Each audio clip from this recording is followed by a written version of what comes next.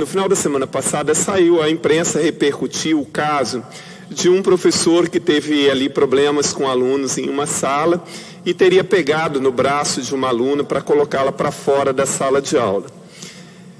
Eu fui professor em sala de aula por 31 anos seguidos. A questão da indisciplina, ela já vinha crescendo nos últimos anos, mas ela se tornou bem mais grave. E agora, nesse pós-pandemia, ela está mais grave ainda.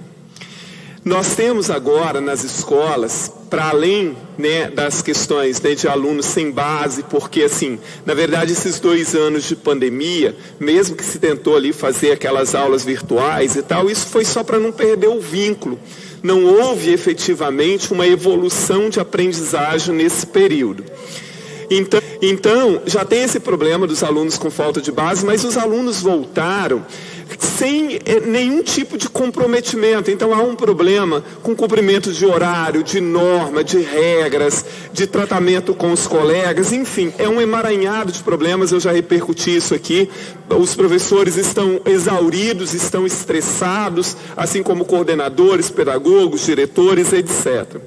Mas voltando a esse caso, em que o professor, então, ali teria pegado pelo braço dessa adolescente para tirá-la da sala de aula, é óbvio, é muito claro que espera-se que um professor, ele tenha equilíbrio, que ele tenha preparo, que ele consiga, manter-se equilibrado numa situação dessa e não toque em um aluno desta forma. Com certeza, é isso que se espera mesmo de um profissional. Mas eu quero repercutir ao outro lado. As escolas hoje, elas estão sem amparo nenhum.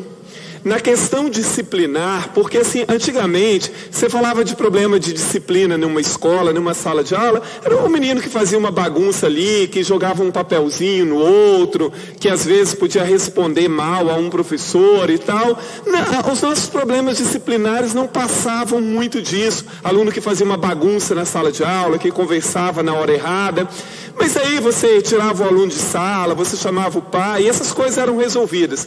Só que hoje os problemas se tornaram mais graves. Parte das famílias perderam o controle sobre os seus filhos. Então, deputado Danilo, uma criança, uma adolescente não obedece aos pais. Por que ele vai obedecer ao professor? Hoje é muito comum você ver uma criança, um adolescente, mandar o pai ou a mãe calar a boca. Não respeita os pais. Como se espera que os professores, pedagogos, que os profissionais da educação consigam controlar esse jovem e esse adolescente, se as escolas não têm mecanismos efetivos para isso? Porque hoje as regras disciplinares nas escolas, elas são muito flexíveis.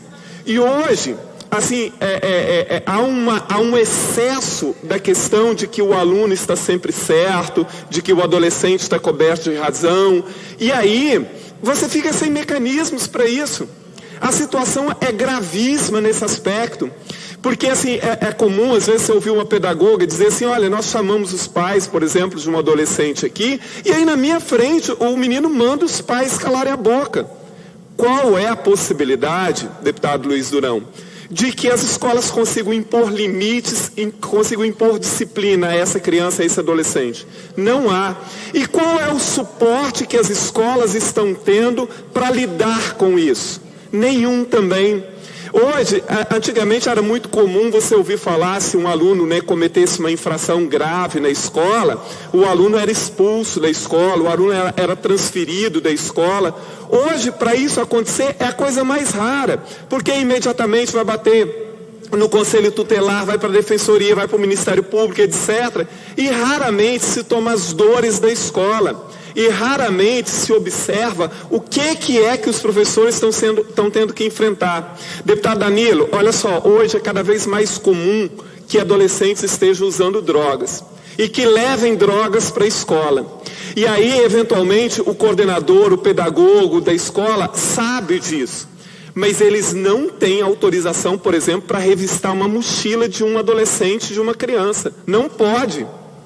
Então, olha só, olha a situação que as escolas estão hoje. Eu volto a dizer, eu não estou aqui defendendo o que o professor fez, mas, deputados, o que está acontecendo é os professores são humanos e estão tendo que lidar com um emaranhado gigantesco de problemas que só se agravam, sem contar as exigências da Secretaria de Educação, das superintendências, e eles não estão conseguindo dar conta disso.